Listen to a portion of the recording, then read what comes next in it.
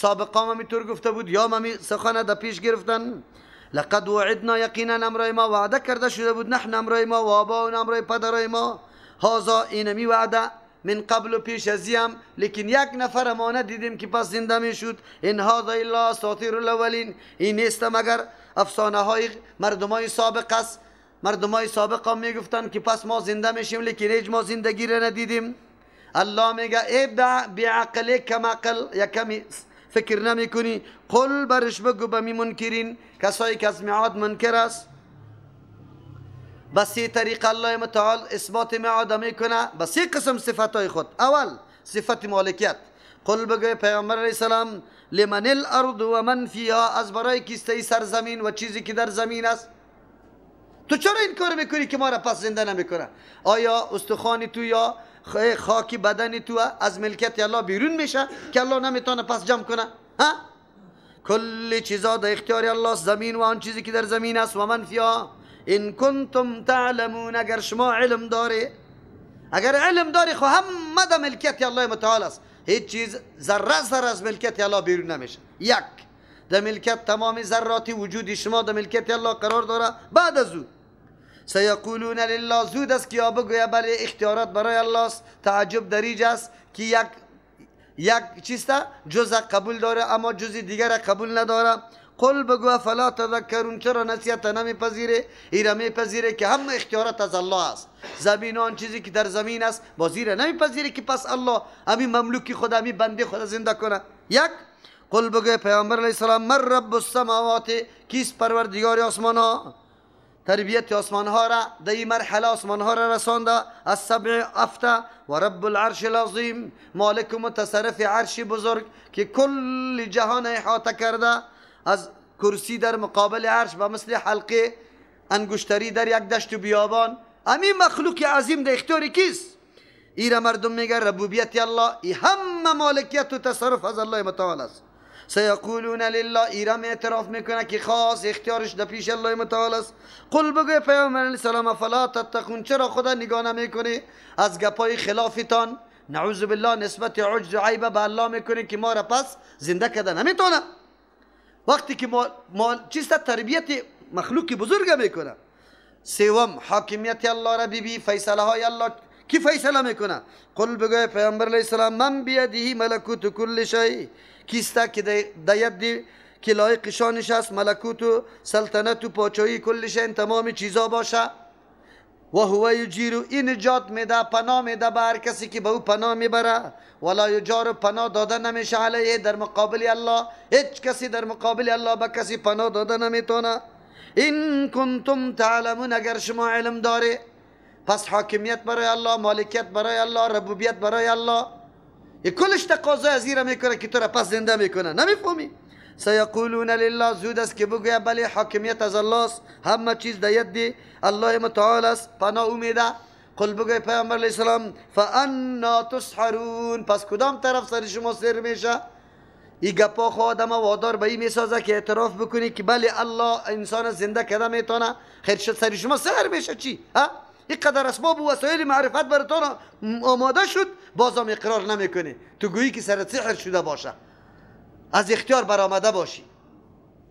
بل اتیناهم بالحق، الله میگه پس سحر نیست، نه جادوست، نه سحر، هیچ چیز دیگری نیست. ما آمدن به حق کردیم، لیکن این مردم ها مسلسل و انهم لکاذبون، یا همیشه دروغ گفتن در مقابل حق، حق نپذیرفتن، وگرنه حق مکمل آمده، واضح شده. ما اتخذ الله من ولد، الله نگرفته اولاد برای خود، شریک برای خود. و ما کان معه من اله، نیست امرای الله معبودی دیگه. اذن دری وقتی که اگر معبودی دیگه امرای الله می بود، لذهب کل اله، می رفت، یعنی تلاش میکرد هر اله، هر معبود به ما به آن چیزی که خلق پیدا کرده، اما مخلوق و مملوکی خود جدا کرده می رفت. و علا بعضهم علی بعض، غلبه میکرد، حمله میکرد بعضی معبودا بالای بعضی دیگه. چرا هر کدام سلطجویی میکرد که ما بالا شوم، ملکیتا کلش در اختیاری ما شوه، حتما در این نظام گډوډی می آمد. چرا که هر کس مخلوقی خود جدا میکرد، باز یکی سری دیگه تجاوز میکرد که خود بالا تراش کنه. لیکن این نظام ما شو میبینیم وحدت نظام جهانی هستی را مکمل مشاهده میکنیم که با یک نظم و دیسپلین روان است. دلیل بالای ازی شد که کسی هم امرای الله در اینجا اختیارات نداره، بالکل نداره. یک زنی پیچه سفید کسی سوال کرد که در وحدانیت الله کدام دلیل داری؟ گفت بله بچم، در وحدانیت الله دلیل دارم. گفت کدام دلیل؟ گفت این همین چرخه را که من چی میکنم؟ دور داده را ایستم، زمانی که امرای تنها خودم باشه این چرخه نکنده میشه، نه باریک میشه، به یک سیستم میروه. زمانی که زن دیگه از پیشم بگیره یا کنده یا ایسته که همون نظم خراب شده. پس وقتی که یک چرخه ما اگر دو زن او را چرخ بده حتما تغییر میه. این نظامی عالمه حتما یک الله اداره میکنه، اگر دو می بود حتما خرابی ها در عالم چی میشد؟ پیدا میشد. زن پیچه سفید می قدر دلیل داشت، اما امروز عالمی ما قدر دلایل نداره بالای وحدانیت الله. سبحان الله، پاکی برای الله متعال است اما از آن چیزی که یصفونه این مشرکین بیان میکنه، یعنی سخنان نامناسبی که در حق الله متعال میگه. کثیرا نازدانه، کثیرا اولاد، کثیرا نعوذ بالله شریک الله میدانه. عالم الغیب و الشهادت، او ذاتی که عالم به چیزایی که از نظر شما پنهان است سریزوم علم داره، و شهادتی چیزایی که در پیش نظر شما حضور داره سری کلگی علم داره. فتعال عما یشرکون، بلند و بالاست الله متعال، یعنی الله متعال خیلی بلند و بالاست از آن چیزی که یا قطع الله شریک میکنه. چرا؟ شریکای از یا علم محیط نداره، معلومات نداره. یک دوم ترجمه عالم الغیب و شهاده، برای الله و تمام چیزایی که در پرده است یا در حضور کلش آگاهی داره. لیکن الله متعال برای خود کدام شریک تا آلی را پیدا نکرده. اگر می بود حتما در علمی کی می بود؟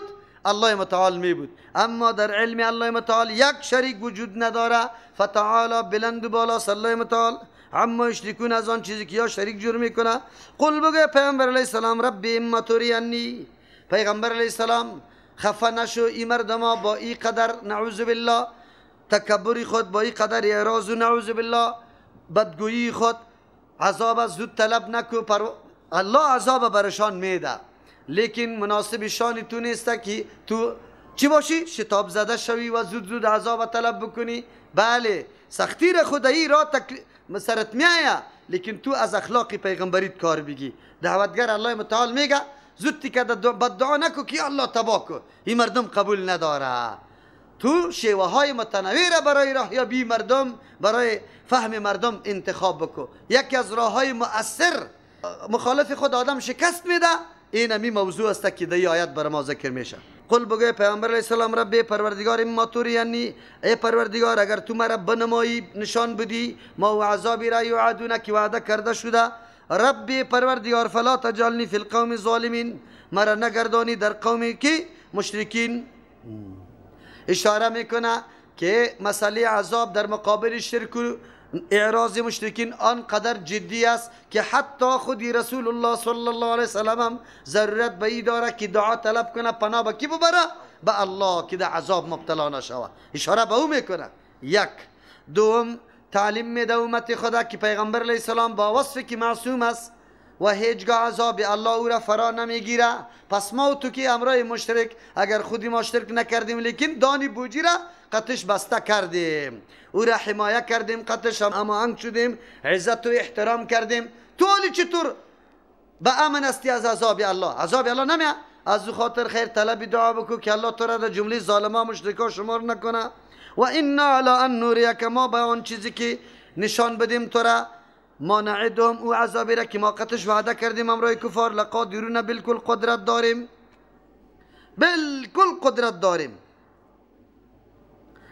لیکن الله متعال حکیم است، اینطور نیست اگرچه دلی تو میخواه که امیال عذابیه که با چشم سر تو ببینی، الله متعال در اینطور میدانا تو را امتحان میکنه، کمالات تو را به مخلوق نشان میده که رسول الله صلی الله علیه وسلم چرا الله را انتخاب بر رسالت کرده.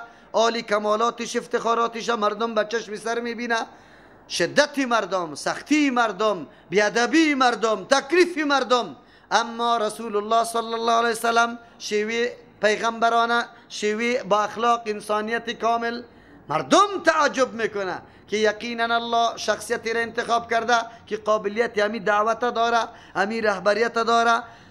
ادفع بالتي هي احسن، دفکو هی احسن بالتي به او خصلت و طریقی که هی احسن خیلی خوب باشه. چی را دفکو؟ از سیئت بدیره، یعنی بدیره بنیکی، ظلم به انصاف، بیرحمی را برحم، اینا شدت و تکلیف و مصیبت ازواره، اذیت رسانی ازواره به اخلاق نیکو. او ایره دفکو. این موثرترین راه مبارزه با دشمن سرسخت و لجوجو چیست؟ عنادی است. چرا؟ زمانی که اخلاق و چیز نیکی تو را میبینه، آخر در وجدان خود ملامت میشه، محکمه وجدان سر ازو فیصله میکنه که بسیار بد بودی.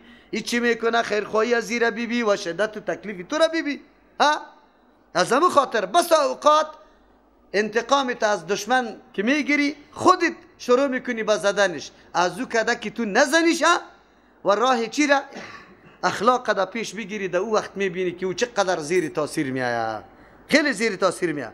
الله متعال پیغمبر خدا میگه دفکو بالتی، به او خصلت، به او طرز و طریقه، به او اخلاق، هی احسن که خیلی بهتر باشه، مؤثر باشه. از سیئت بدیره، بدی مخالفه، تو عمل بالمثل انجام نده، او بدگویی کده تو بدگویی نکو، او دشنام میده تو بگو خیر است.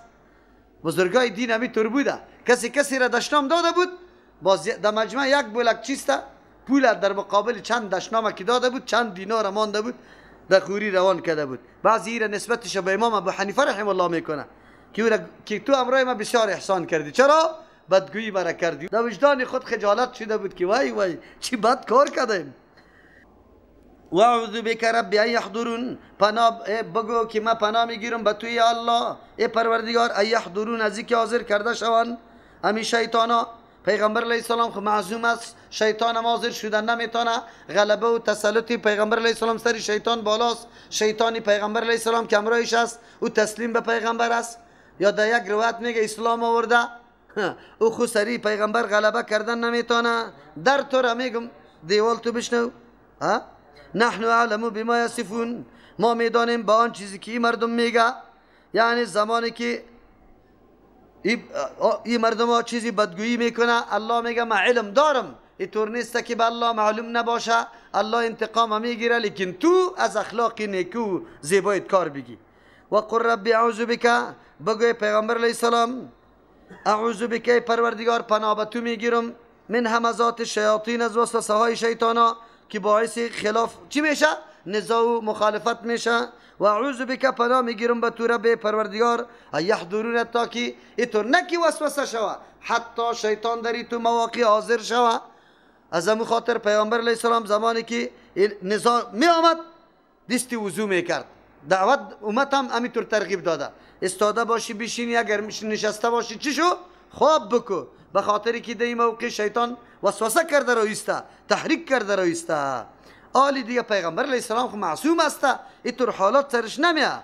پیغمبر علیه السلام هم به خاطر الله میگه که در تو نمیگم، دیوال تو بشنو. امتی رسول الله بالکل درس بگیره. البته این گپا برای دعوتگر است. دعوتگر باید دعوت خود، چون تو فقط رضامندی الله را کار داری و مطلب و هدفت فماندن او مردکه، رساندن حکم شریعت برای از اوست و او را دعوت دادن برای حق است. از او خاطر انواع راه ها را باید تو تلاش بکنی که تا در هدفت برسی. سختی و سختی از او را در نظر نمیگیری در مقابلت، اما چی میکنی؟ اما این عمل تا که تا او وقت که مخالف از این سوء استفاده نکنه، جرأتش اضافه نشوه. اگر تو او را بخشش کرده رایستی، والی دیگه نفر چپه کرده زده رایسته، در او وقت باز بخشش خب نیست، بلکه در اوجا باز انتقام گرفته میشه.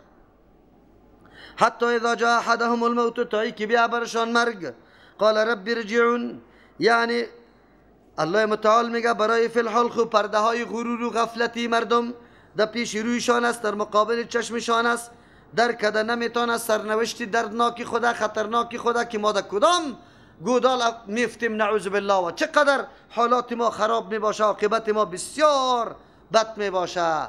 آلی گپا در کده نمیتونه. زمانی که از این جهان ببرن، قطع تعلق پیدا شوه، اونجا که حالات او جهان مشاهده بکنه، بعد از او بچیسته غفلت خود به بیخبری خود پی میبره. باز میفهمه که وای سرمایه ها کجا رفت، ما به چی دعوت داده می شدیم اما آلی در کدام حالت قرار گرفتیم. یک تعداد مردم که امروز در مقابل دعوت یکتاپرستی الله و توحید قرار گرفتن، رای خشونت در پیش گرفته، دعوتگر ملامت میکنه، تهمت میکنه، از قریه خارج میکنه، پدر عاق میکنه، لیکن یک دفعه که چشمشان بسته شد از دنیا، باز اونجا برش معلوم میشه که توحید چقدر مهم بود. بچه ما که بگوی اینقدر اصرار و سختی میکرد به خاطر ازی بود که توحید بود، اونجا باز چشما باز میشه. الله متعال میگه حتی اذا جاء احدهم الموت، این مردم آدمی غرور و دینمی ضدیت و عناد خود در لجاجت خود همی طور هستن، هر قدر که از هر رایار دعوت میدی نمیپذیره، مرغشان همی یک لنگ داره لیکن آلی دیگه نمیفهمه. حتی اذا جاء احدهم الموت، که وقتی بیا برشان مرگ، قال رب ارجعون، او جا باز میگه که پروردگار یک دفعه مرا باز بگردان طرف دنیا. ارجعون به خاطر میگه که اونجا یک دفعه فکری الله برش میاد، باز بعد از اون ملائکی که در حضورش هست واره میگه که یا الله مرا پس بگردان امرای ملائک، البته ملائک مرا پس گردان نمیتونه، لعلی اعمل صالحا، شاید که من عمل درست بکنم، فیما ترکتو در او اعمالی که من گذاشتم، یعنی او اعمالی که در زندگی خود کرده بودم، بدبختی، اعراض، دشمنی با کتاب الله، با دعوتگرای حق، دیگه اوطور کار نکنم. بعضی میگه ما عبارت از مال است، من عمل صالح بکنم در اون مالی که گذاشتم در پشتی سری خود و را کلش در راهای غلط، در عیش و عشرت و در یا مصرف میکردم، عالی برای اون مسجد بسازم، مدرسه بسازم، مرکزای تعلیم، اینا موترا برای ترجمه بگیرم، این کارا را بکنم، اونجا چشمش باز میشه. لیکن فایده داره؟ فایده نداره. لیکن کلمه ما عام است، لعلی اعمل صالحا، شاید من عمل صالح انجام بدم، فی ما در او چیزی که ترکتم گذاشتم، کدام عمری که در دنیا برم داده شده، در مال خود، در جان خود، در تمامش عملی درست بکنم. الله میگه کلا، نه نه نه نه نمیشه ای گپ، اینها کلمتون یک گپی است، هو قایلها، که همی مردکه گویندش است لیکن حقیقت نداره، پوره نمیشه، فقط در زبان آورده میشه خو پوره نمیشه. یک معنایش است، یک اینها کلمتون یک سخنی است، هو قایلها، که همی مردکه بدکار گویندش است، و هر کسایی که کسایی بدکارایی که زمانی که در بلا و مصیبت گرفتار شد، باز همی سخن در زبانشان می باشه، بلا و تکلیف که برسه باز میگه که وی همی تکلیف که دور شود ما خوب میشیم، لیکن زمانی که تکلیف دور شود زوریم هم سریع تر، هیچ چیز نیست.